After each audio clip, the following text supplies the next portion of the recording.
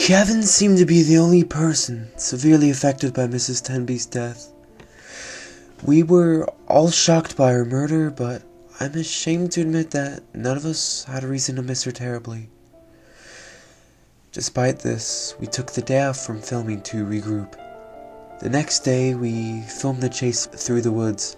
Our actor, Megan, was thrilled to be a part of our movie, and I was thrilled that I'd get to make my first The Face kill that day.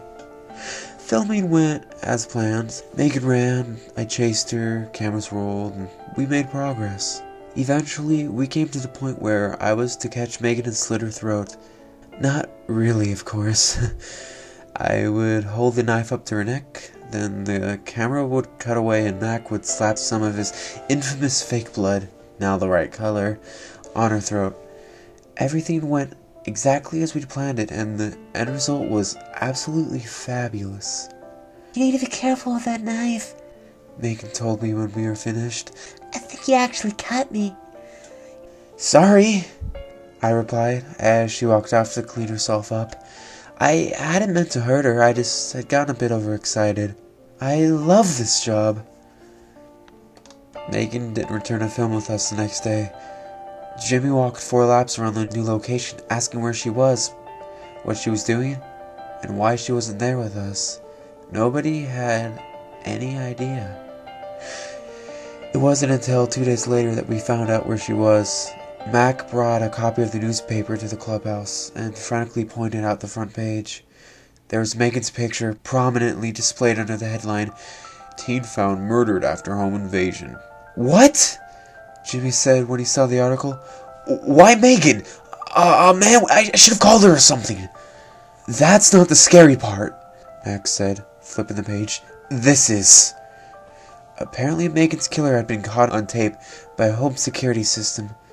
The next page featured a clear picture of her killer. "No way," I said. "That's not possible." But the more I looked at the photo, the more I began to realize I was seeing the truth. Megan's killer was wearing the face costume. Filming progress immediately ground to a halt. 2 people who had been involved with the project had been murdered, one by our killer character. Nobody wanted anything to do with us.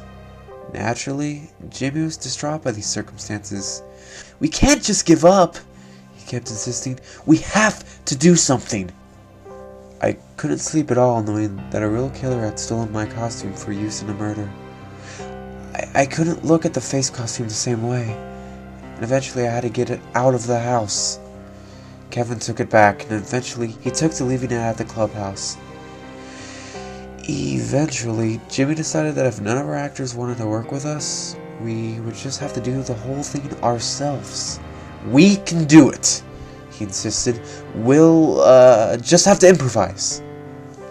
I didn't see how we could, considering half of us were running cameras during filming, but I really wanted to finish this film. It was like an obsession for me. I loved playing as the Face, and I wanted everyone to see it in our finished movie. Mac was apparently our next person in line to be killed. He was a good candidate since his parents were away for the weekend, so we were allowed to do whatever we wanted at his house. Problem was, he couldn't really run from me considering his heavy frame, so we decided that he wouldn't see the Face come in at all. Matt poured his heart and soul into finding a way to make that work, and we finally found it. When we started the cameras, he was sitting alone in his room playing Halo Reach. We had one camera next to the TV pointing at him and the window behind him, the other pointing at the TV screen and focusing on what he was doing. On Jimmy's signal, I eased open Mac's bedroom window and crawled inside like a spider. Mac naturally was too focused on his game to see what I was doing. Slowly, I snuck up behind him, drawing my prop knife. When I got close enough on Jimmy's next signal, I pounced. The timing couldn't have been more perfect. On screen, Mac got assassinated from behind. Off screen, I drew my knife across Mac's throat. We paused the camera, painted Mac up with his fake blood, then finished filming by panning across our gory mess we had made. It took us an hour to clean up all the blood. It took us all day the next day before we found Mac lying on his bedroom floor in a puddle of real blood. A game over screen was still displayed on his TV. Now, even the guys didn't want to continue filming. Jimmy and I were the only people who wanted to finish the movie, but we couldn't do so because nobody would help. The clubhouse remained empty for weeks. The face costume still inside because everyone was afraid to touch it. July 16th, I was sitting in my room, brooding about the situation. I was itching to finish the movie, but I knew we couldn't. I was upset about Mac's untimely death, but at the same time, I was annoyed. Because it prevented me from finishing my role as the face. I wanted that role, but I was terrified to play it because apparently a real killer was playing the same role.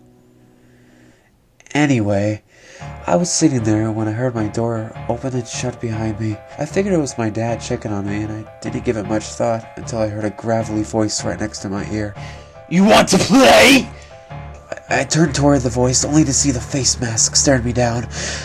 I was up and out of there like I had sat on a hornet. It was the face, the real one. He was wearing my costume and holding my prop knife, and he was between me and the door. I did the only sensible thing I could think of and dove out the window. Thankfully, it was open at the time, and I landed safely out on our back lawn.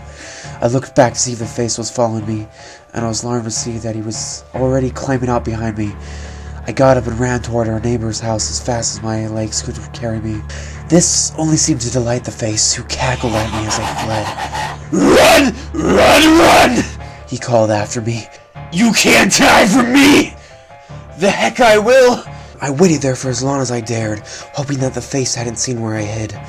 I couldn't see him, and I couldn't hear him. I had no way to tell if he was looking for me or not. And I wasn't about to leave my hiding spot to find out. My heart was racing, I was hyperventilating, and I was sure he can hear me breathing. I don't know how long I stayed that way, but eventually I heard a whisper next to my ear. "What's the matter? You don't like me anymore?" He had been right behind me the whole time. I flew out of that bush like a sparrow and ran back to my house. Behind me I could hear the face's awful cackle. "Go ahead," he called. "I'll just wait for you to come back to me." Like I was going to do that! I got in the house and immediately locked all the doors. My parents simply stared at me the whole time as if I was crazy. I wasn't going to waste my time explaining to them. I was going to survive. My efforts were in vain, though. The killer never made a reappearance that night. In fact, he didn't appear for 3 more days.